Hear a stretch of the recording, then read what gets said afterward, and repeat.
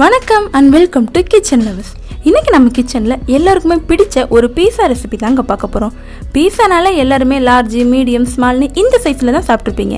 ஆனால் இன்றைக்கி நம்ம வீட்டில் இருக்கக்கூடிய சிம்பிளான பொருட்களை வச்சு, அதுவும் கோதுமை மாவில் ஹெல்த்தியாக கம்மியான டைமில் ரொம்ப குயிக்காக ரெடி பண்ணக்கூடிய மினி பேன் பீஸா எப்படி பண்ணுறதுன்னு தான் பார்க்க போகிறோம்.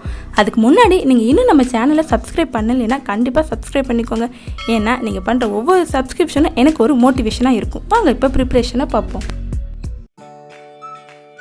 ஒரு மிக்சிங் பவுலில் 1 கப் அளவு கோதுமை மாவு சேர்த்துக்குவோம். கூடவே 1/2 ஸ்பூன் பேக்கிங் பவுடர்,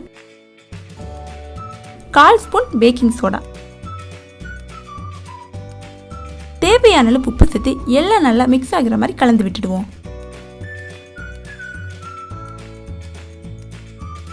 நல்லா மிக்ஸ் பண்ணியாச்சு. இப்போ இதில் 1/2 கப் அளவு தயிர் சேர்த்து நல்லா மிக்ஸ் பண்ணிக்குவோம். தயிரையே நம்ம சேர்க்குறோன்னா இதில் நம்ம ஈஸ்ட் எதுவுமே சேர்க்க போகிறதில்ல, அதுக்கு பதிலாக தான் தயிர் சேர்த்துக்கிறோம்.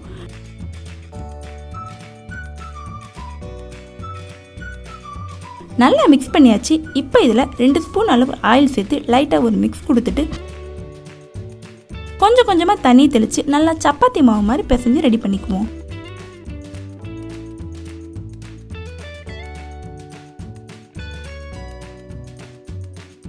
ரெடி பண்ணியாச்சு. இதோட மேல் பகுதி காஞ்சி போகாமல் இருக்கிறதுக்காக லைட்டாக ஆயில் அப்ளை பண்ணிவிட்டு ஒரு மூடியால் மூடி 30 நிமிஷத்துக்கு நம்ம ஊற வச்சுக்குவோம். பீஸா டாப்பிங் ரெடி பண்ண இன்றைக்கினா வெங்காயம், தக்காளி, சீஸ், குடைமிளகாய் எடுத்திருக்கேன். உங்களுக்கு விருப்பமான வெஜிடபிள்ஸ் நீங்கள் இந்த மாதிரி சின்ன சின்னதாக கட் பண்ணி சேர்த்துக்கோங்க. ஒரு மிக்சிங் பவுலில் கட் பண்ண குடைமிளகாய், வெங்காயம், தக்காளி, சீஸ் இதெல்லாம் சேர்த்துட்டு இது கூடவே 2 ஸ்பூன் அளவு பீஸா சாஸும் சேர்த்துக்குவோம். கூடவே தேவையான அளவு உப்பு சேர்த்து எல்லாம் நல்லா மிக்ஸ் ஆகிற மாதிரி கலந்து விட்டுடுவோம். இந்த பீஸா சாஸை எப்படி வீட்டிலே ரெடி பண்ணுறதுன்னு இதுக்கு முன்னாடி நான் போட்ட ஹோம்மேட் பீஸா வீடியோவில் சொல்லியிருக்கேன். அதை இன்னும் நீங்கள் பார்க்கலைன்னா கீழே டிஸ்கிரிப்ஷனில் லிங்க் தரேன், போய் பார்த்து ரெடி பண்ணிக்கோங்க. நல்லா மிக்ஸ் பண்ணி ரெடி பண்ணியாச்சு. இதை ஓரமாக வச்சுட்டு பீஸா பேஸை நம்ம ரெடி பண்ணிடலாம். பாருங்கள், மாவு சூப்பராக ஊறி ரெடி ஆயிடுச்சு. ஒரு சப்பாத்தி கட்டையில் கொஞ்சமாக மாவு தூவி இப்படி ஸ்ப்ரெட் பண்ணி விட்டுடுவோம். இது மேலேயே ரெடி பண்ணி வச்ச மாவுலேருந்து இப்படி கொஞ்சமாக எடுத்து சப்பாத்தி கட்டையால் தேய்ச்சிக்குவோம். சப்பாத்தி மாதிரி ஒல்லியாக தேய்க்க வேணாம், கொஞ்சம் கனமாகவே தேய்ச்சிக்கோங்க. தேய்ச்சாச்சு. இப்போ இதை சின்ன சின்ன வட்டமாக இப்படி கட் பண்ணி எடுத்துக்குவோம். இதுக்கு நீங்கள் டம்ளர் அப்படி இல்லைன்னா மூடி ஏதாச்சும் இருந்துச்சுன்னா அதை யூஸ் பண்ணிக்கோங்க.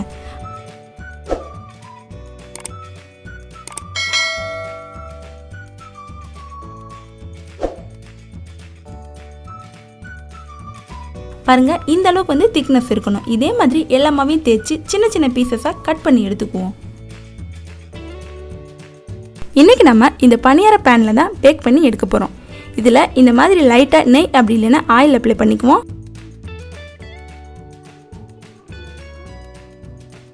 ரெடி பண்ணி வச்ச பீஸா பேஸை இந்த மாதிரி ஃபோக் இல்லைன்னா டூத் பிக் வச்சு இப்படி ஹோல்ஸ் போட்டு விட்டுடுவோம். ரெடி பண்ண பேஸை இப்படி பனியார குழியில் வச்சு லைட்டாக ப்ரெஸ் பண்ணி விட்டுடுவோம்.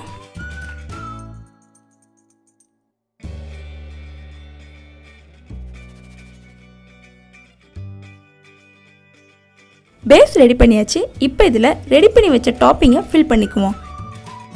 இந்த மாதிரி ஒரு ஸ்பூனில் எடுத்து இப்படி ஃபில் பண்ணிக்குவோம்.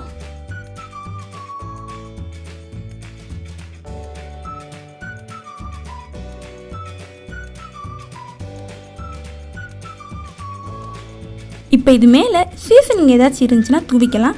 நான் இது மேலே கொஞ்சமாக சில்லி ஃப்ளேக்ஸ் வந்து தூவிக்கிறேன்.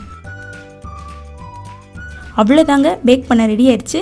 இதை ஸ்டவ்வில் வச்சு ஒரு மூடி போட்டு மூடி இருக்கலே லோ ஃப்ளேம் எவ்வளோ வைக்க முடியுமோ அவ்வளோக்கு வச்சு 10லேருந்து 15 நிமிஷத்துக்கு வேக வச்சு எடுத்துக்குவோம். கண்டிப்பாக லோ ஃப்ளேம்லேயே வச்சுக்கோங்க. ஹீட் அதிகமாச்சுன்னா வந்து உங்களுக்கு சீக்கிரமாகவே கறிக்கிடும். அதோட அந்த பேஸ் இருக்கு இல்லையா, இதுவுமே வந்து பிஸ்கெட் மாதிரி ஆகிடும். சாப்பிட்றதுக்கு வந்து சாஃப்டாகவே இருக்காது. ஸோ கரெக்டாக வந்து சீஸ்லாம் லைட்டாக மெல்ட் ஆகாம எடுத்துடலாம். பாருங்கள், சூப்பராக ரெடி ஆயிடுச்சு. இதே மாதிரி எல்லா பீஸாமே நம்ம பேக் பண்ணி எடுத்துக்குவோம்.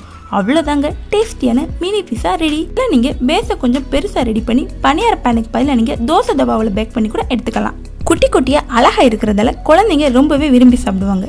ஈவினிங் டீ டைம் ஸ்நாக்ஸாக டொமேட்டோ சாஸ் கூட சர்வ் பண்ணிங்கன்னா ரொம்பவே சூப்பராக இருக்கும். இதை ட்ரை பண்ணி பார்த்துட்டு எப்படி இருந்துச்சுன்னு கமெண்ட்டில் சொல்லுங்கள். இந்த மாதிரி சூப்பரான வீடியோஸ்லாம் நீங்கள் மிஸ் பண்ணாமல் பார்க்கணுன்னா நம்ம கிச்சன் லவர்ஸ் சேனலை சப்ஸ்கிரைப் பண்ணிவிட்டு அந்த பெல் ஐக்கானே ஆளில் வச்சுக்கோங்க. இந்த வீடியோ உங்களுக்கு பிடிச்சிருந்துச்சுன்னா மறக்காமல் ஒரு லைக்கை கொடுத்துட்டு உங்கள் ஃப்ரெண்ட்ஸ் அண்ட் ஃபேமிலியோட ஷேர் பண்ணுங்கள். இன்னொரு சூப்பரான வீடியோவில் பார்ப்போம். தேங்க்யூ.